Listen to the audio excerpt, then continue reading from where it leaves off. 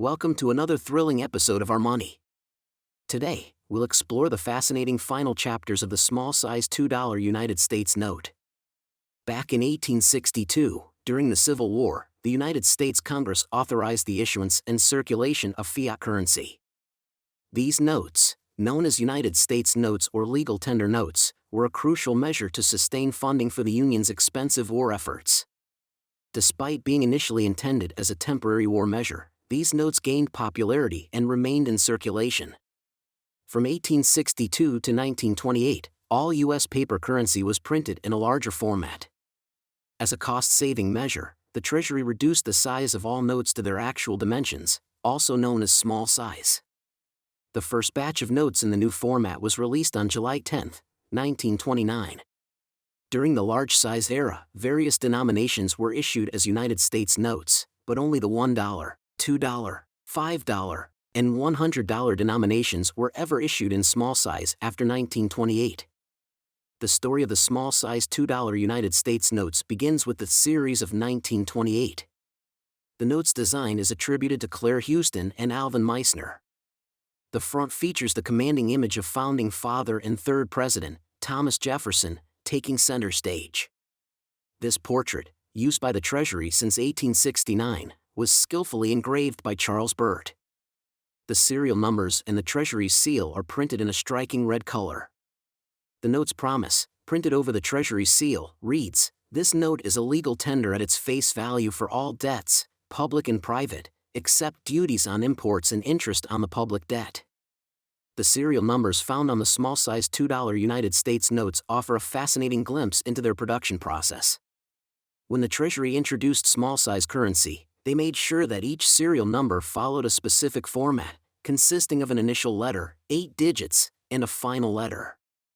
The serial numbers themselves always commence with the letter A, followed by 8 digits that begin with 7 zeros and end with a 1, and conclude with another letter A. As each block of 100 million notes is printed, the initial letter of the serial number progresses sequentially through the alphabet. Once the initial letter reaches Z, it changes to the letter B, and the pattern continues from there. An intriguing aspect worth noting is that prior to the introduction of the series of 1953, the production of older series notes would persist until their printing plates wore out.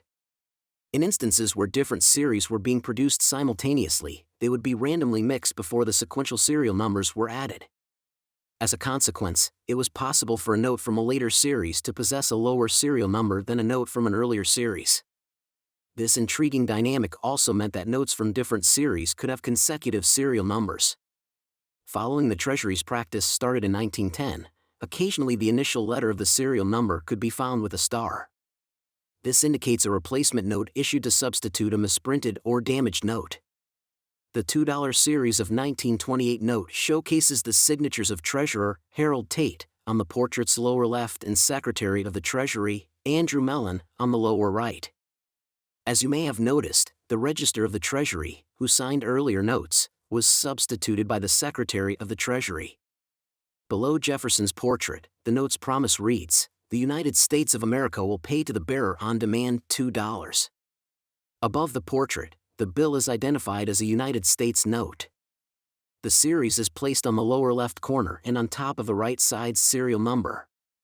Additionally, a large 2 is printed to the right of the portrait. Flipping the note, you will find Monticello, Jefferson's estate, taking center stage. This vignette was skillfully engraved by J.C. Benzing. On top of Monticello, United States of America is prominently printed, while below it, Monticello identifies the vignette. With the series of 1928, the Treasury began the practice of adding a letter to the series identifier when a note had a minor design change. Up until 1974, changes in signatures were considered minor changes. Therefore, until a major change occurred, the same series year would be used, adding sequential letters to it, starting with A, regardless of changes in signers. In this series, the notes include the signatures of Treasurer Walter Woods and Secretary Mellon. There were no significant changes on the front or back of the note. The series of 1928, B, introduces the signature combination of Treasurer Woods and Secretary Ogden Mills. The note remains otherwise unchanged. Continuing with series of 1928, C, you will find Treasurer William Julian and Secretary Henry Morgenthau Jr.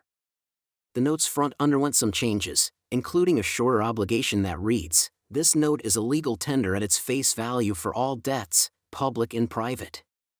Additionally, a loop pattern was added to both lower corners. Series of 1928, D, continues with Treasurer Julian and Secretary Morgenthau. The note's design remained unchanged.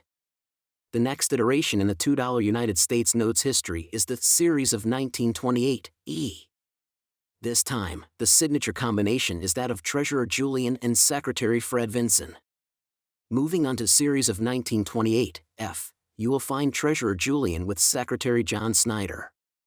Series of 1928, G, is the last issue of this series.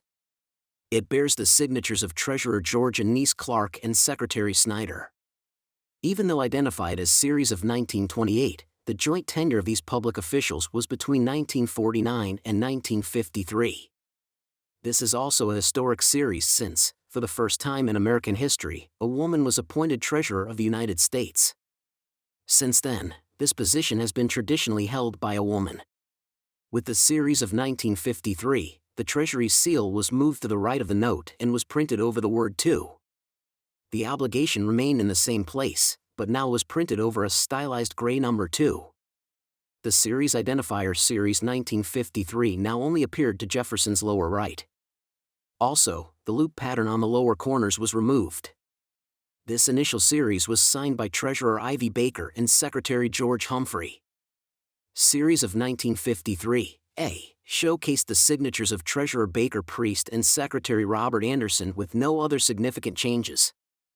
The introduction of Series of 1953, B, meant the change in signatures to Treasurer Elizabeth Rudall Smith and Secretary Clarence Douglas Dillon. The final issue of this series was 1953, C. It meant the change to Treasurer Catherine Ojai Granahan and Secretary Dillon. Even when identified as Series of 1953, these public officials held their office simultaneously between 1963 and 1965. The Treasury implemented noticeable changes with the issuance of Series of 1963. The obligation remained in its location, but now a shorter version read, "This note is legal tender for all debts, public and private." The note's promise below Jefferson's portrait was removed, just remaining the United States of America and $2. Additionally, the overall wideness of the front's design was reduced, causing Jefferson's portrait to be smaller in size. This series was issued with the signatures of Register Granahan and Secretary Dillon.